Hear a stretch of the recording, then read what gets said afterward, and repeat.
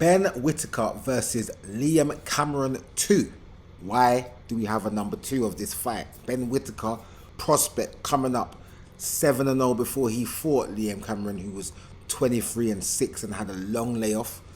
Along the way, because Ben Whittaker won the silver medal at the 2020 Olympics that happened in 2021. Lost in the final, got the silver medal, turned pro, signed to Boxer. Probably a big mistake, but it's Sky, so a lot of these people in the UK know Sky as to be the leading broadcaster of boxing, but that's because Eddie Hearn and Matchroom built it to that level. But Boxer's there now and he's signed to Boxer, which in my opinion wasn't the best option to take, but it's fine. He took the option and he had 7 fights before this Liam Cameron fight. 7 fights, 5 KOs, looking very flash, showboating in the ring, being a somewhat Nazim Hamid replica, but in his own way.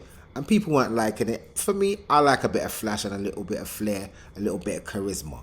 And if your personality works with your style, then it's great. Liam Cameron got into this fight with Ben Whittaker on the undercard to Artur Beterbiev versus Bivol 1. We all saw what happened if you watched it. In the 6th round, after Liam Cameron was piling under pressure, Ben Whittaker couldn't necessarily take it. They got into a clinch on the ropes and somehow fell over the top of the ropes, landed on the outside of the ring, and subsequently Ben Whittaker had an injury. Couldn't carry on the fight. The fight was called a draw, and now we have a rematch. This is not promoted by Turki Al Sheikh. If it wasn't for Turki Al Sheikh, this fight would never have happened in the first place, but now it's happened and the outcome was the way it was. There has to be a rematch, but Turki Al Sheikh isn't putting on the rematch. It's nothing to do with him. Do whatever you want to do with this guy. We had him here for this fight.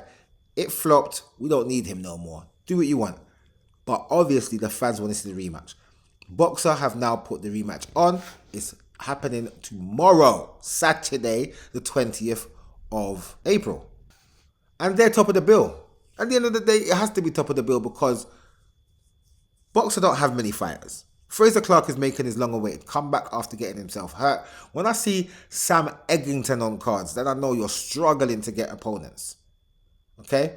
But anyway, this is the main event. This is what we're talking about. And I believe that Ben Whittaker should actually overcome his demons in his mind and take care of Liam Cameron, who is not only rough and rugged, but he's limited. He's very rough and rugged. He can push you to certain levels, but he's limited. He's limited in his ability. He's had a bit of a stunted growth with the long layoff that he needed to have. So he hasn't really developed. Tough, gritty, hard to get out of there. At the end of the day, what Ben Whittaker needs to do is just box his head off for 10 rounds. There was a big old mix-up about how it's supposed to be 12 rounds, but now it's 10 rounds and stuff like this and payments and all of this. I don't really try to get into that side of the thing, you know. I don't really get into that side of the business, the whole money and the politics that happen. I just want to talk about the fight that actually happens or the fights that are actually happening. This is the fight that's happening. It's happening on Sunday. When you have a fight happening on a Sunday in the Western world, America and UK, Canada, these type of places, and the fight is happening on a Sunday, you know that there isn't really much going on for these guys. You just know. Primetime boxing happens on a Saturday night, Friday night at worst. Sunday, if it's not Australia and they're broadcasting it on Sunday because of the time difference, then this is just ridiculous. It's just not necessary. And even Australia, they will rearrange their times to have the fight early Sunday morning so it can be shown Saturday night in the Western countries, such as the UK, such as America.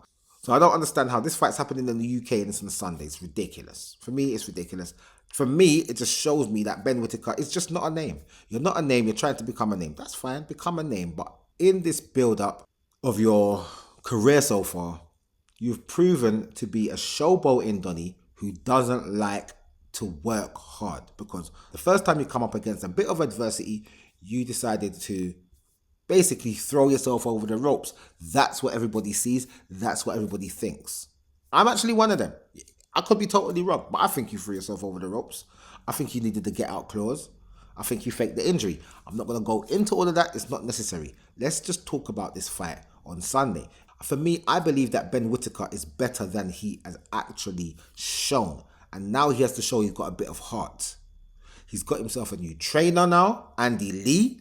Andy Lee isn't going to train anybody that he doesn't really think is going to be decent. Or maybe he just wants to do it and get paid. Maybe, who knows? But I don't think that his techniques and his tactics may really come into play in this fight. He needs to get through this fight and have a couple more fights with Andy Lee in the camp to really take on Andy Lee's philosophies.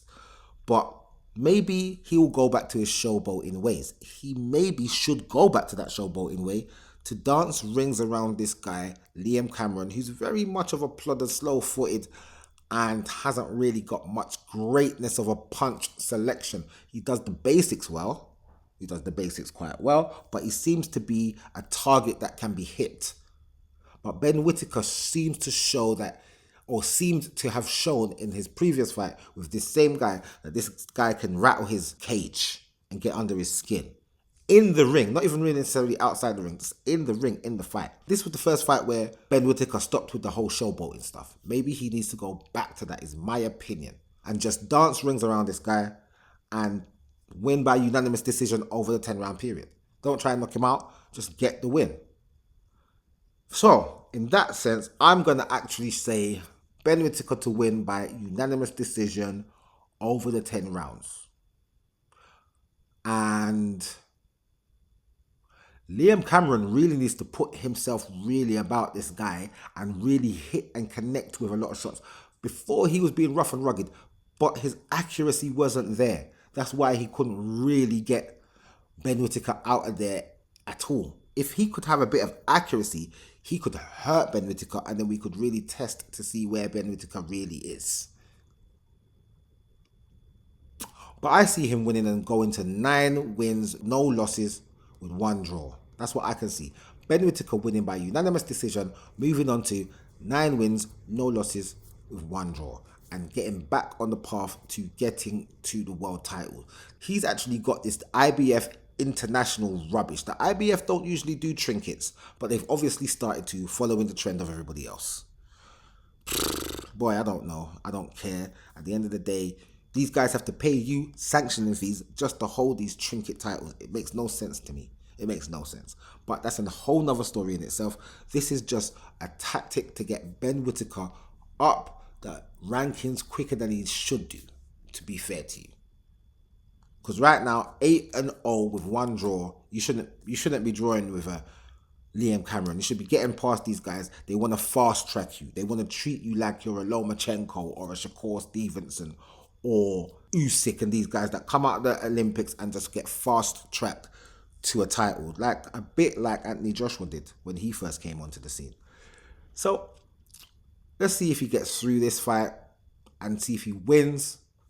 But that's my prediction. Ben Whittaker to win, unanimous decision over the 10 rounds. And I'll see you in the next video.